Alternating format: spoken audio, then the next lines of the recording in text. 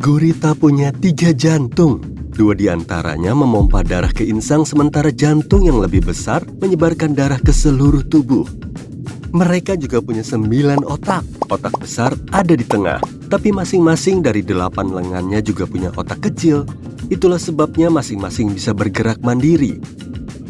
Karena tiap lengan punya otak sendiri, otak pusat cuma perlu mengirim sinyal tingkat lebih tinggi ke lengan. Misalnya kayak, berenanglah ke celah terdekat, mungkin ada kepiting yang bersembunyi di sana. Pada manusia, otak memandu dan mengendalikan tiap gerakan kaki dan tangan. Pada gurita, lengannya bergerak hampir secara independen ke celah itu. Lengannya juga merasakan menggunakan cangkir isapnya. Karena lengannya sangat independen, gurita tak tahu letak lengan mereka kecuali melihatnya. Manusia punya kemampuan yang disebut propriosepsi, sehingga kita tahu posisi lengan kita meski menaruhnya, katakanlah, di belakang badan.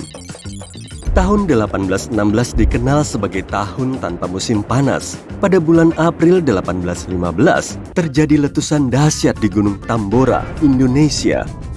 Letusan itu mengirimkan awan abu vulkanis yang sangat besar ke atmosfer. Mayoritas belahan bumi utara ditutupi selubung debu yang tak kunjung turun. Pada bulan Juni tahun berikutnya, musim dingin pun tak kunjung berakhir. Gagal panen akibat beku, serta salju dan hujan berlangsung sepanjang musim panas. Di Islandia, kamu akan menemukan beberapa pemandangan paling menakjubkan di bumi. Pegunungan curam, fjord, geyser panas, dan ladang es terukir di lanskapnya. Juga pantai berpasir hitam yang menakjubkan dan menarik, seperti pantai Reynisfjord. Sebagian besar pasir di pantai umumnya terbentuk dari batuan yang pecah karena perubahan cuaca dan erosi selama ribuan bahkan jutaan tahun. Di Reynisfjord, pasirnya berwarna hitam mencolok. Penyebabnya adalah aktivitas gunung berapi. Lava keluar dari gunung berapi yang meletus, naik ke permukaan, mendingin, kemudian mengeras di Samudra Atlantik, menciptakan rona hitam yang begitu memesona. Pantai ini sangat menakjubkan, tapi juga sangat berbahaya karena ombak sneakernya. Yaitu saat ombak-ombak kecil bergabung menjadi satu ombak sangat besar. Fenomena ini dapat terjadi saat arus laut memaksa ombak menyatu, atau dalam kasus Reynisfjord, saat ombak datang dari tebing bawah tanah lepas pantai dan mendapat efek tarikan lebih kuat. Mengingat suhu lautnya yang rendah, sebaiknya kamu mengambil foto dari tempat aman saja ya. Beberapa pohon ternyata berkomunikasi, tentu bukan kayak manusia, tapi misalnya pohon akasia yang tumbuh di sabana Afrika saling mengingatkan jika ada bahaya datang. Saat beberapa hewan, seperti antelop melahap daunnya, pohon itu segera memproduksi lebih banyak tanin yang beracun bagi hewan. Mereka juga memancarkan gas khusus yang menyebar di udara dan memberitahu pohon lain bahwa mereka harus melindungi diri. Kamu menatap bintang, malam yang begitu indah, lalu kilatan cahaya terang melesat di tengah langit malam. Bintang jatuh, keren banget. Namun, yang kita lihat bukan bintang, meski kita menyebutnya demikian. Itu meteor yang merupakan bongkahan kecil debu dan batu yang bergerak di luar angkasa. Saat melewati atmosfer kita, meteor menyebabkan friksi, yaitu saat satu objek bergesekan dengan objek lain, dan itulah yang membuatnya bersinar. Selain itu, friksi menyebabkan panas. Debu dan batu menjadi sangat panas saat terbang menembus atmosfer. Panas ini membuatnya bersinar saat terbakar dan berubah menjadi apa yang kita sebut bintang jatuh. Matahari terbenam di gurun sangat indah karena warna spektakuler yang dihasilkan sedikit lebih banyak dibanding di tempat lain. Sinar matahari terdiri dari berbagai rona spektrum warna. Saat matahari tinggi di langit, warna ini bercampur dan mata kita melihatnya sebagai putih. Tapi saat matahari makin rendah, sinarnya harus melalui lapisan atmosfer yang lebih tebal sebelum sampai ke kita. Atmosfer menyebarkan panjang gelombang cahaya yang lebih pendek, seperti biru dan ungu, bahkan sebelum kita melihatnya. Itu sebabnya panjang gelombang jingga dan merah yang lebih panjang menjadi menonjol. Di perkotaan, polusi udara membuat warna matahari terbenam lebih kusam dibanding tempat lain. Udara bersih di gurun memungkinkan warna-warna cerah dari matahari terlihat saat senja. Kelembapan dari uap air dan awan yang dipenuhi hujan meredam warna matahari terbenam. Karena tak ada hujan, awan menjadi tipis sehingga menyaring dan memantulkan sinar matahari, alih-alih menghalanginya.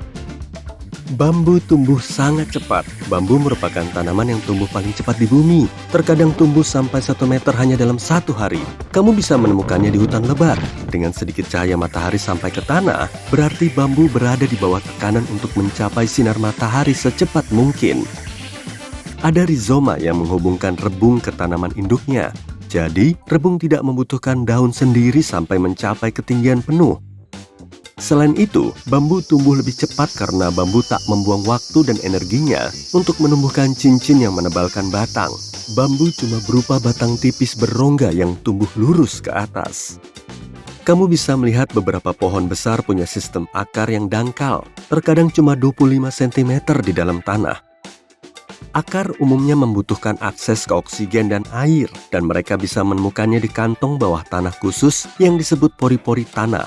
Saat pohon mendapat kelembaban dan kondisi tanah ideal, dia mengirim akar lebih dalam untuk mendapatkan apa yang dibutuhkan. Tapi biasanya kondisinya tak begitu sempurna, mengingat batuan dasar, bebatuan, dan tanah padat secara fisik mencegah akar tumbuh turun. Hambatan seperti itu mencegah akar mendapatkan oksigen yang dibutuhkan. Jadi, saat hidup makin sulit, pohon mengambil pilihan lebih mudah. Akarnya tetap dekat dengan permukaan dan menyebar ke berbagai arah. Kondisi kering juga menjadi alasan lain kenapa pohon memiliki sistem akar dangkal. Dengan lebih dekat ke permukaan, akar bisa mengambil air dari curah hujan. Tanaman terkena sinar matahari hampir sepanjang waktu, tapi mereka tidak terkena sengatan matahari. Mereka muncul di darat sekitar 700 juta tahun lalu. Dan salah satu hal penting yang mereka butuhkan untuk bertahan hidup adalah sesuatu yang melindungi mereka dari sinar ultraviolet matahari. Tanaman laut punya air laut sebagai pelindung. Radiasi UV sebagian besar bertanggung jawab atas sengatan matahari, sehingga tanaman darat mengembangkan protein khusus yang mendeteksinya. Protein ini mengirimkan sinyal ke sel untuk melindungi tanaman dari kerusakan dan efek radiasi UV. Pada dasarnya, mereka seperti memproduksi tabir surya alami sendiri, tapi bukan berarti mereka 100% terlindungi. Kamu pasti pernah dengar bahwa jika kamu menyiram tanaman di tengah sinar matahari siang, tanamanmu bisa terbakar sinar matahari. Beberapa orang berpikir tetesan air bertindak seperti lensa kecil yang kemudian memfokuskan sinar matahari ke permukaan daun. Namun, air ini tidak cukup kuat untuk memfokuskan sinar matahari dari tetesan air ke permukaan daun. Hanya saja, tabir surya alami tanaman tidak melindungi dengan baik. Terlalu banyak paparan radiasi UV merusak sel-sel daun dan kulit sebagian besar tanaman. Inti bumi sama panas dengan permukaan matahari. Kamu mungkin mengira itu bisa melelehkan seluruh planet kita, terutama karena inti bumi cuma berjarak 2.900 meter dari permukaan. Jika matahari begitu dekat, kita akan seperti kentang goreng. Tapi kita hidup karena pusat bumi dikelilingi lapisan batuan yang sebagian besar padat. Kerak yang kita pijak sebenarnya mengapung di atas mantel dan melindungi kita. Jika matahari mendekat, kita hanya punya ruang kosong untuk melindungi kita, dan kita tak akan bisa berkomunikasi sekarang. Selain itu, untuk melelehkan seluruh planet, kamu butuh lebih banyak energi dibanding panas di intinya.